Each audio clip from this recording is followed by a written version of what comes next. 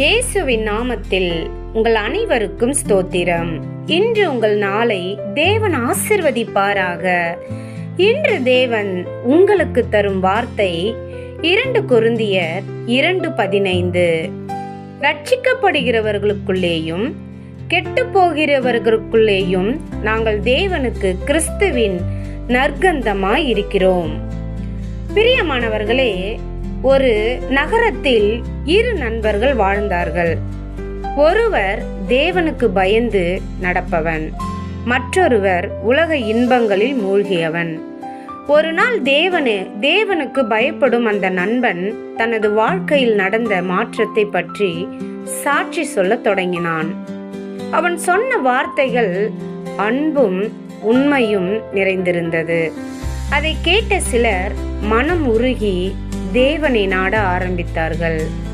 அவர்களுக்கு அந்த சாட்சி ஒரு நறுமணம் போல் இருந்தது. அவர்கள் ரட்சிப்பின் பாதையில் நடக்க தொடங்கினார்கள். ஆனால் அதே சாட்சியை கேட்ட மற்றவர்கள் அதை அலட்சியம் செய்தார்கள்.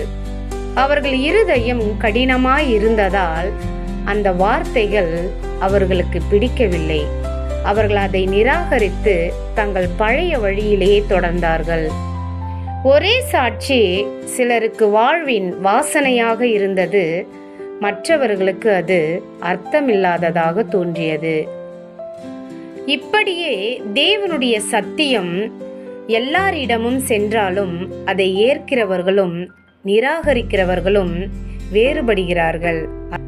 அதனால் நாம் வாழும் வாழ்க்கை சிலருக்கு ரட்சிப்பின் வாசனையாகவும் சிலருக்கு நிராகரிப்பின் அடையாளமாகவும் இருக்கிறது.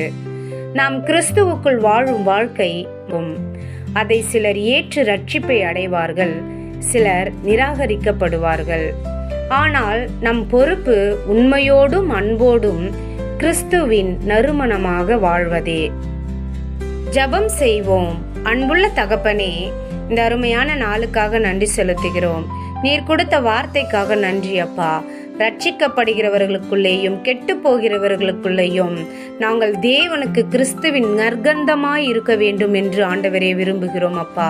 ஆம் ஆண்டவர், இந்த நாளில் நாங்கள் ரட்சிக்கப்பட்டு இருக்கிறோம் தகப்பனே. உம்மை அறிகிற அறிவை பெற்று கொண்டிருக்கிறோம் தகப்பனே. என் தேவன் எப்படிப்பட்டவர் என்று சொல்லி ஆண்டவரே அநேகருக்கு நாங்கள் சொல்லும் பொழுது அப்பா உம்முடைய நற்கந்தமான வாசனை அவர்கள் அறிந்து கொண்டு அப்பா நுகர்ந்து கொண்டு ஆண்டவரே உம்முடைய அறிவை பெற்றுக்கொண்டு உம்முடைய ரட்சிப்பை பெற்றுக்கொள்ளும்படியாக செபிக்கிற ஆண்டவரே. ஆம் ஆண்டவரே, ஸ்தோத்திரம். இந்த வசனம் ஆண்டவரே அநேகருடைய இருதயத்தை தொடும்படியாக செபிக்கிறேன் அப்பா. உம்முடைய அன்பு அநேகருடைய இருதயத்தை ஊற்றும்படியாக செபிக்கிற ஆண்டவரே. அவங்களுக்கு உம்முடைய அன்பு ஆண்டவரே அவங்க இருதயத்தில் காணப்படுகிற எல்லா பிரச்சனை போராட்டங்களிலிருந்து விடுதலை கொடுக்கும்படியாக செபிக்கிறேன். இயேசுவின் நாமத்தினால் ஜெபிக்கிறேன் ஜீவனுள்ள நல்ல தகப்பனே. ஆமேன்.